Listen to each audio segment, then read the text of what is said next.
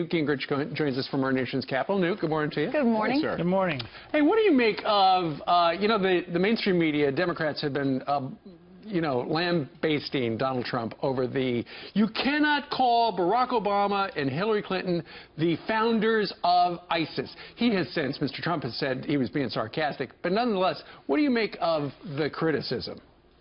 Look, I strongly support Trump, and I think he'd be a much better president, a much less dangerous president than Hillary Clinton, whose corruption and dishonesty gets bigger and bigger every day. But one of the things that's frustrating about his candidacy is the imprecise language.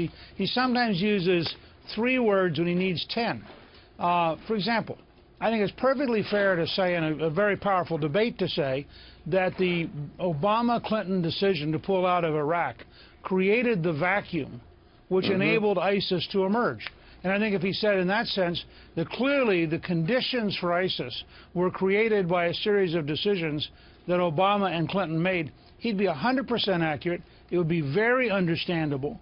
And when you instead compress them into Obama created ISIS, I know what Trump has in his mind, but that's not what people hear. And I think he has got to learn to use language that has been thought through and that is clear to everybody, and to stick to that language, because otherwise the mainstream media is going to take every possible excuse to pile on him. Well, when you ask him to do that, what's his response?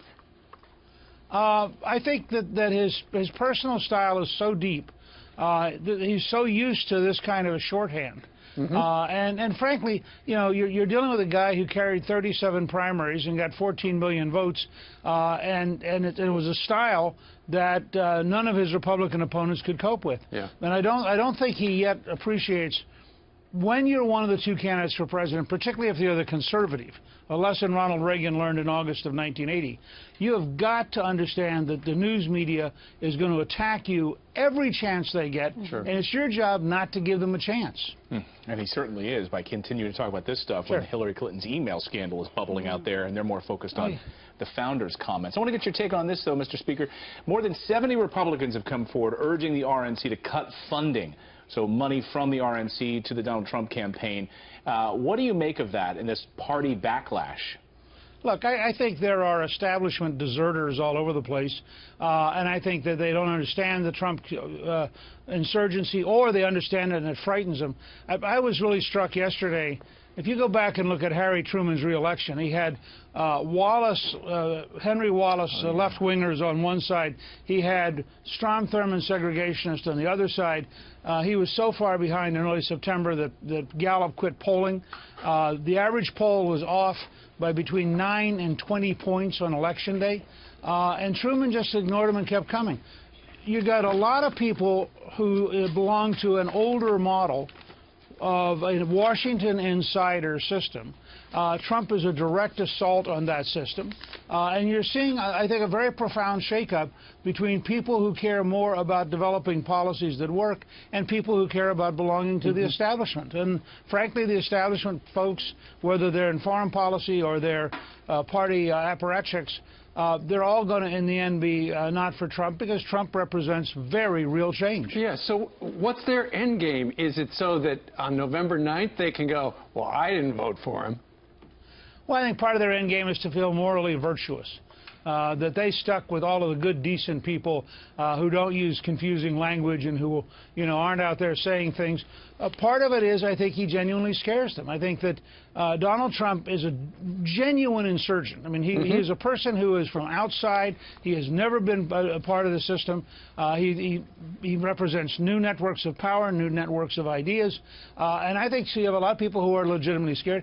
And part of it's a real fight over the last 15 years. Yeah. You look, and I've done 2 Facebook Live broadcasts about this. You look at the foreign policy establishment Republicans who signed the letter earlier this week about Donald Trump, and what you're looking at are people who helped create a war that we're still not winning. 15 years into the war, they don't want to have a debate about the war, so they want to talk about Trump's temperament.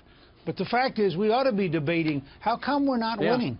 Right. Speaker, you wrote an op-ed on FoxNews.com about all Americans deserving safety and what we need, what needs to happen to make our cities safe again. What do you think? What do you think the solution is? I'll tell you what's truly crazy is the Justice Department going into Baltimore after every single policeman's been exonerated, bringing in a left-wing view and basically saying, rather than have strict policing, let's let people get killed. I mean, we know how to have strict policing. New York did it under Giuliani. It continued to do it under Bloomberg. They have brought down the murder rate by 85%.